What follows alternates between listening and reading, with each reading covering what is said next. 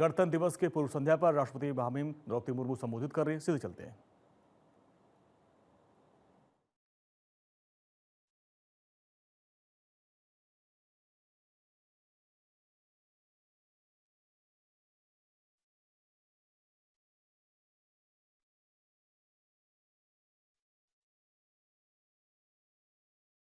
मेरे प्यारे देशवासियों, नमस्कार।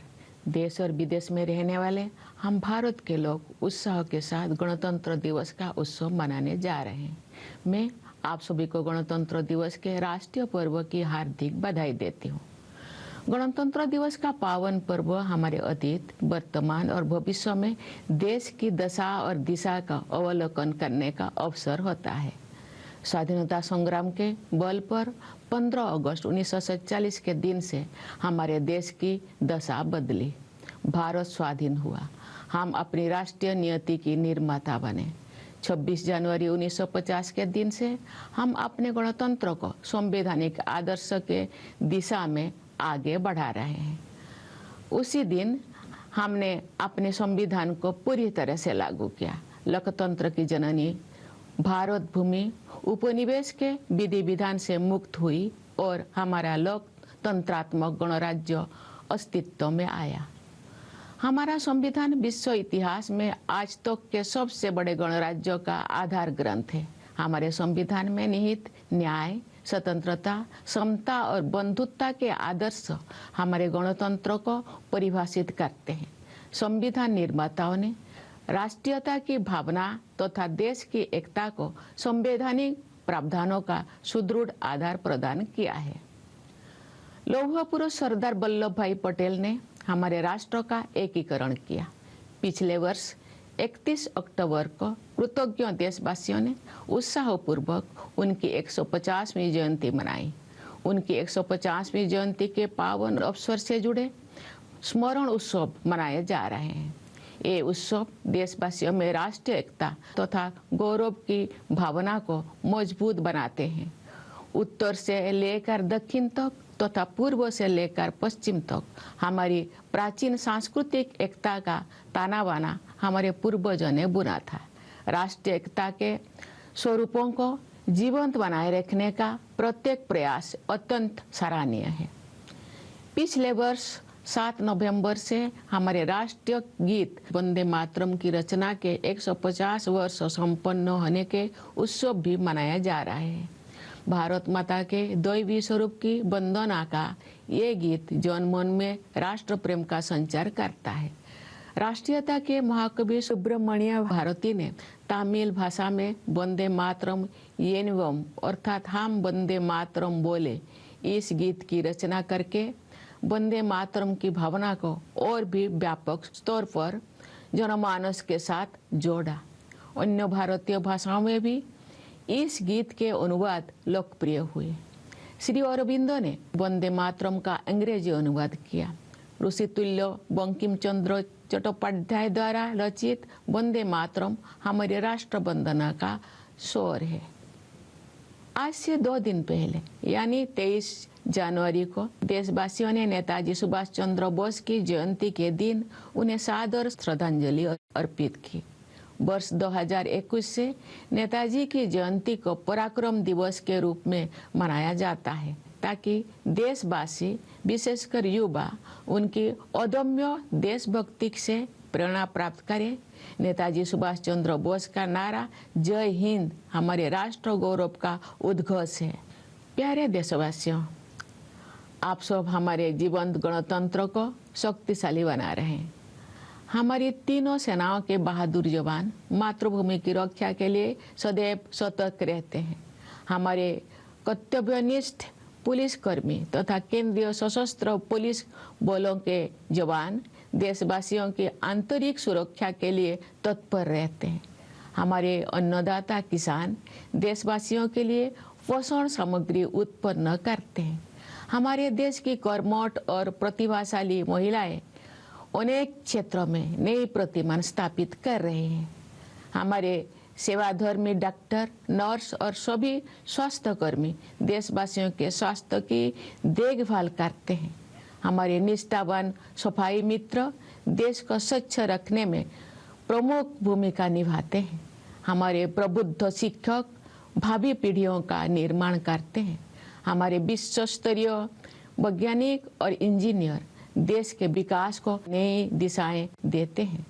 हमारे मेहनती श्रमिक भाई बहन राष्ट्र का नवनिर्माण करते हैं। हमारे होनहार युवा और बच्चे अपनी प्रतिभा और योगदान से देश के स्वर्णिम भविष्य के प्रति हमारा विश्वास मजबूत करते हैं। हमारे प्रतिभाशाली कलाकार, शिल्पकार और साहित्यकार हमारी समृद्ध परंपराओं को आधुनिक अभिव्यक्ति दे रहे हैं। अनेक क्षेत्र के विशेषज्ञ देश के बहुआयामी विकास को दिशा दे रहे हैं।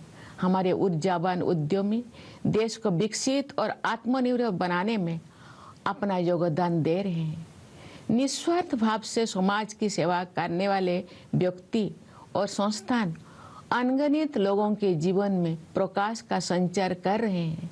सरकारी तथा गैर सरकारी कार्यालयों एवं संस्थानों में काम करने वाले सभी कर्तव्यपरायण लोग राष्ट्र निर्माण में अपनी सेवाएं समर्पित कर रहे हैं। जन सेवा के लिए प्रतिबद्ध जनप्रतिनिधि देशवासियों की आकांक्षाओं के अनुरूप कल्याण एवं विकास के लक्ष्यों को प्राप्त कर रहे हैं। इस प्रकार सभी जागरूक एवं संवेदनशील नागरिक हमारे गणतंत्र की प्रगति यात्रा को आगे बढ़ा रहे हैं। हमारे गणतंत्र को सशक्त बनाने के प्रयासों में कार्यरत सभी देशवासियों की मैं हृदय से सराहना करती हूँ। प्रवासी भारतीयों हमारे गणतंत्र की छवि को विश्व पटल पर गौरव प्रदान करते हैं। मैं उनकी विशेष सराहना करती हूँ। प्यारे देशवासियों, आज के दिन यानी 25 जनवरी को हमारे देश में राष्ट्रीय मतदाता दिवस मनाया जाता है। जनप्रतिनिधियों के निर्वाचन के लिए हमारे वयस्क नागरिक उत्साहपूर्वक मतदान करते हैं। बाबा साहेब डॉक्टर भीमराव अंबेडकर मानते थे कि मताधिकार के प्रयोग से राजनीतिक शिक्षा सुनिश्चित होती है। हमारे मतदाता बाबा साहेब की सोच के अनुरूप अपनी राजनीतिक जागरूकता का परिचय दे रहे हैं। मतदान में महिलाओं की बढ़ती हुई भागीदारी हमारे गणतंत्र का एक शक्तिशाली आयाम है। महिलाओं का सक्रिय और समर्थ होना देश के विकास के लिए अत्यंत महत्वपूर्ण है। उनके स्वास्थ्य, शिक्षा, सुरक्षा और आर्थिक सशक्तिकरण हेतु किए जा रहे राष्ट्रीय प्रयासों से अनेक क्षेत्रों में महिलाओं की भागीदारी बढ़ी है। बेटी बचाओ बेटी पढ़ाओ अभियान से बेटियों की शिक्षा को प्रोत्साहन मिला है। प्रधानमंत्री जन धन योजना के तहत अब तक 57 करोड़ से अधिक बैंक खाते खोले जा चुके हैं। इनमें महिलाओं के खाते लगभग 56% है। हमारी बहनें और बेटियां परंपरागत रूढ़ियों को तोड़कर आगे बढ़ रही हैं। महिलाएं देश के समग्र विकास में सक्रिय योगदान दे रही है। 10 करोड़ से अधिक सेल्फ हेल्प ग्रुप्स से जुड़े बहनें विकास की नई परिभाषा लिख रही हैं। महिलाएं खेत खलिहानों से लेकर अंतरिक्ष तक, स्वरोजगार से लेकर सेनाओं तक अपनी प्रभावी पहचान बना रहे हैं। खेल कूद के क्षेत्र में हमारी बेटियों ने विश्व स्तर पर नए प्रतिमान स्थापित किए हैं। पिछले वर्ष नवंबर में भारत की बेटियों ने ICC women's cricket world cup और उसके बाद blind women's T20 world cup जीतकर स्वर्णिम इतिहास रचा है। पिछले ही वर्ष चेस वर्ल्ड कप का फाइनल मैच भारत की ही 2 बेटियों के बीच खेला गया। ये उदाहरण खेल जगत में हमारी बेटियों के वर्चस्व का प्रमाण है।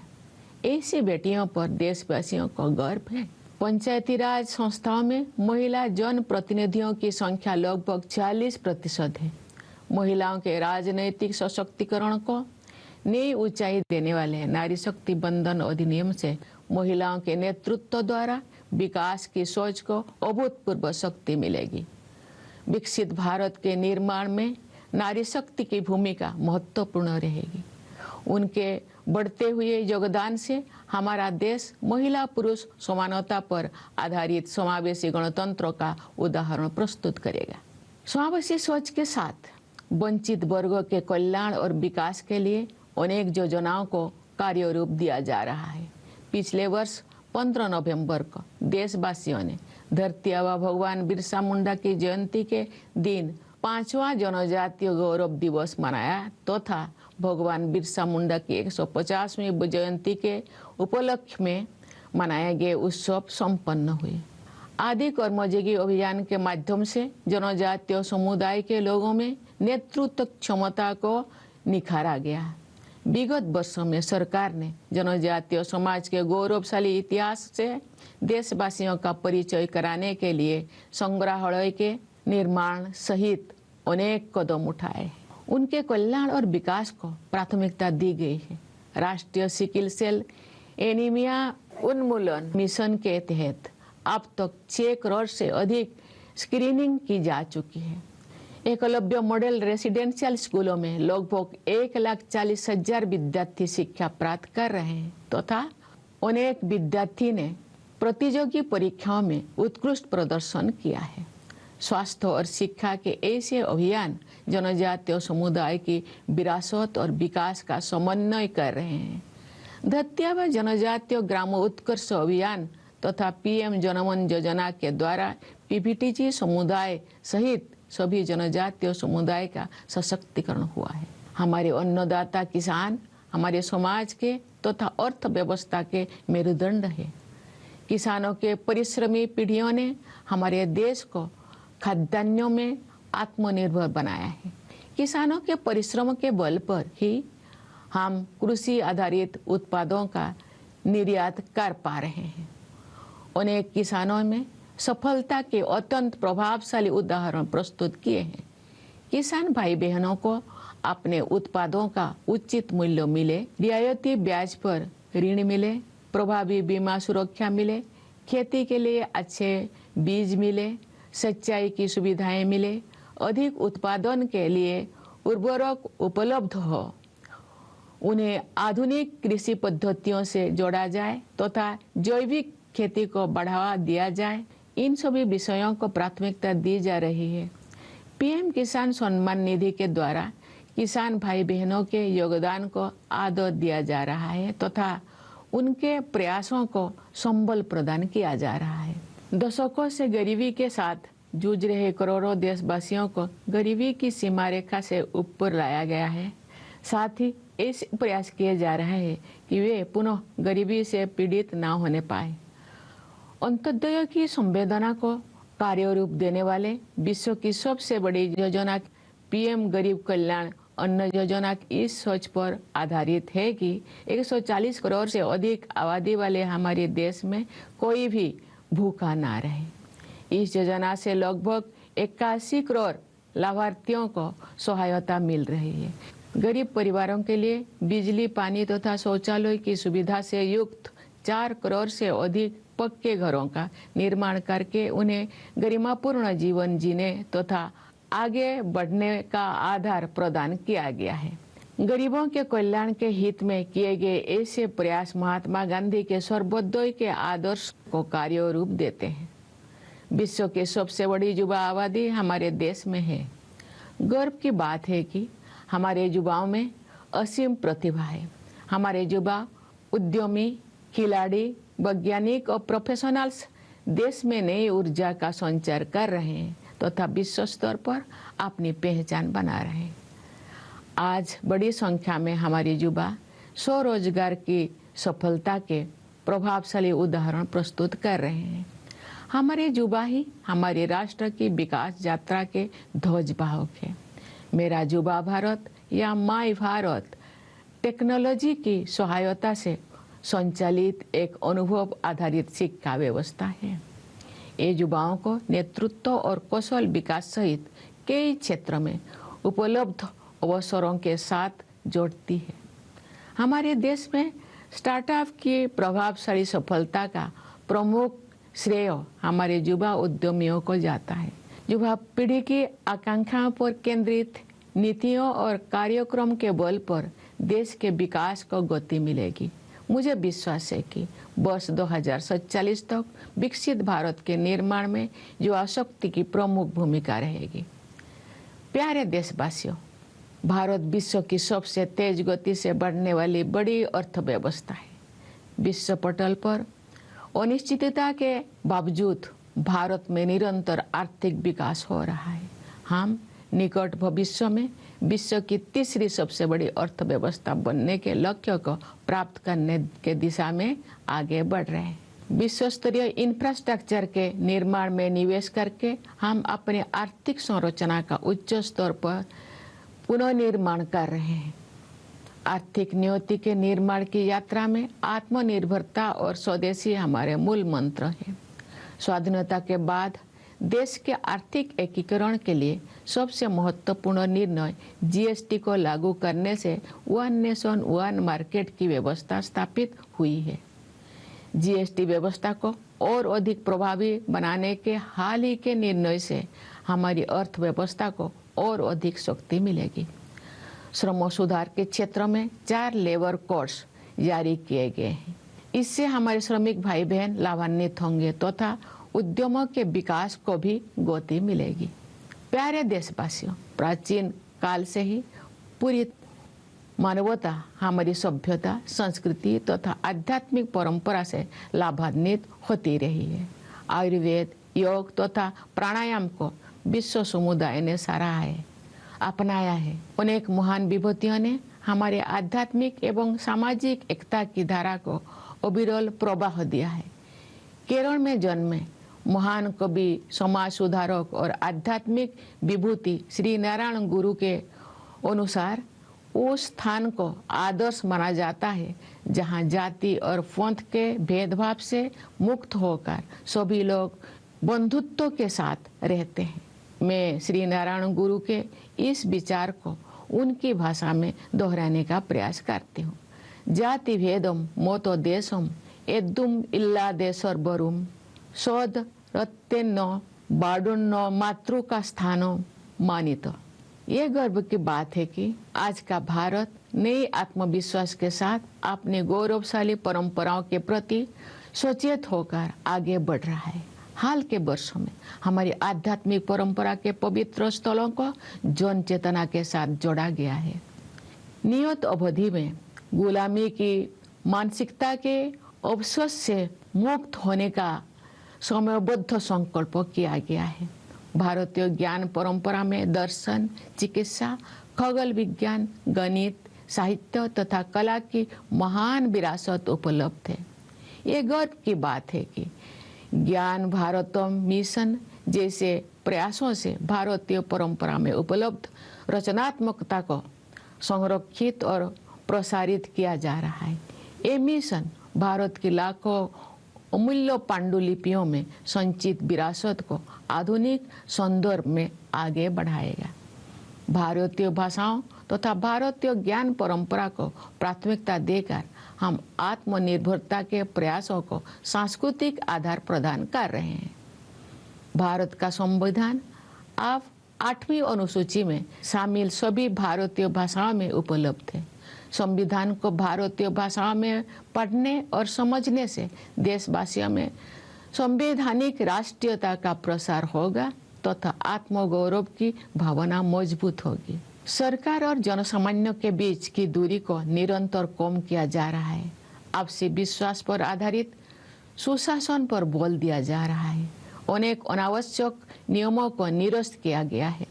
कई कंप्लायंस को समाप्त किया गया है तथा जनता के हित में व्यवस्थाओं को सरल बनाया गया है। टेक्नोलॉजी के माध्यम से लाभार्थियों को सुविधाओं के साथ सीधे जोड़ा जा रहा है। रोजमर्रा के जीवन को बेहतर बनाने के लक्ष्य के साथ ईज ऑफ लिविंग को प्राथमिकता दी जा रही है। पिछले दशक के दौरान राष्ट्रीय लक्ष्यों को जनभागीदारी के माध्यम से प्राप्त करने का प्रयास किया गया है। महत्वपूर्ण राष्ट्रीय अभियानों को जन आंदोलन का रूप दिया गया है। गांव-गांव में, नगर-नगर में स्थानीय संस्थाओं को प्रगतिशील बदलाव का माध्यम बनाया गया है। विकसित भारत का निर्माण सभी देशवासियों की साझा जिम्मेदारी है। समाज में असीम शक्ति होते हैं। सरकार द्वारा किए जा रहे प्रयासों को समाज का सक्रिय समर्थन मिलने से क्रांतिकारी बदलाव आते हैं। उदाहरण के लिए हमारे देशवासियों ने डिजिटल पेमेंट व्यवस्था को बहुत बड़े पैमाने पर अपनाया है। आज विश्व के आधे से अधिक डिजिटल लेन देन भारत में होते हैं।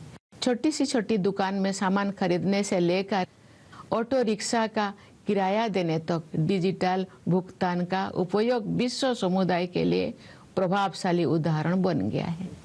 मैं आशा करती हूँ कि इसी तरह अन्य राष्ट्रीय लक्ष्यों को प्राप्त करने में सभी देशवासी अपनी सक्रिय भागीदारी निभाएंगे। प्यारे देशवासियों, पिछले वर्ष हमारे देश ने ऑपरेशन सिंदूर के द्वारा आतंकवाद के ठिकानों पर सटीक प्रहार किया। आतंक के अनेक ठिकानों को ध्वस्त किया गया तथा बहुत से आतंकवादियों को उनके अंजाम तक पहुंचाया गया।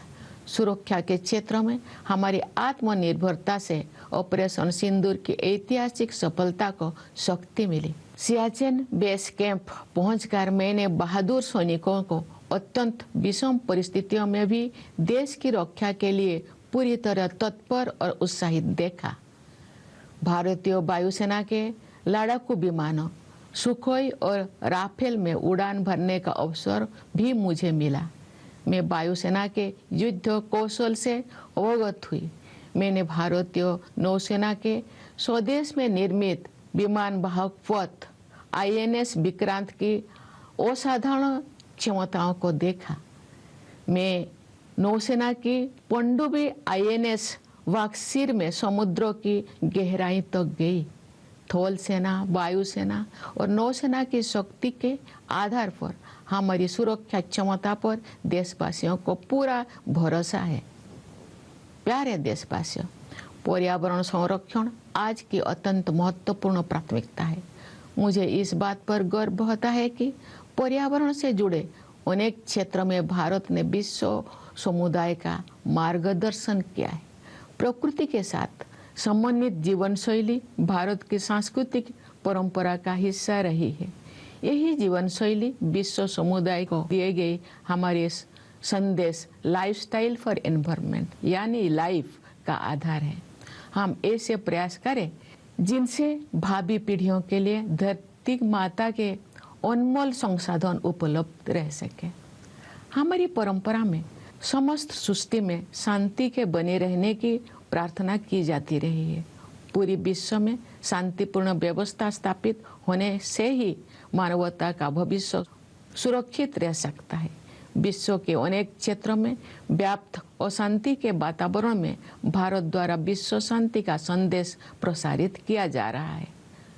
प्यारे देशवासियों, ये हमारा सौभाग्य है कि हम भारत भूमि के निवासी हैं। हमारी जननी जन्मभूमि के लिए कविगुरु रविंद्रनाथ टागोर ने कहा था, ओ आमार देशेर माटी तोमार परे ठिकाई माथा, अर्थात हे मेरे देश की माटी, मैं तुम्हारे चरणों में अपना शीश झुकाता हूँ। मैं मानती हूँ कि गणतंत्र दिवस देशभक्ति की इस प्रबल भावना को और भी सुदृढ़ करने के संकल्प का अवसर है। आइए हम सब मिलकर राष्ट्र प्रथम की भावना से कार्य करते हुए अपने गणतंत्र को और भी गौरवशाली बनाएं। मैं एक बार फिर आप सभी को गणतंत्र दिवस की हार्दिक बधाई देती हूँ। मुझे दृढ़ विश्वास है कि आपका जीवन सुख, शांति, सुरक्षा और सौहार्द से परिपूर्ण रहेगा। मैं आप सभी के उज्जवल भविष्य की मंगल कामना करती हूँ। धन्यवाद। जय हिंद, जय भारत। तो गणतंत्र दिवस की पूर्व संध्या पर राष्ट्रपति द्रौपदी मुर्मू ने राष्ट्र को संदेश दिया और कहा कि पिछले साल भारत ने कई आतंकवादी ठिकानों को ध्वस्त किया। ऑपरेशन सिंदूर में भारतीय सेना की बहादुरी की जमकर तारीफ की। कहा, हमारे अन्नदाता किसान हमारे देश के खाद्यान्न में आत्मनिर्भर बनाया है। ये मैरस में 1,40,000 से अधिक विद्यार्थी पढ़ रहे हैं।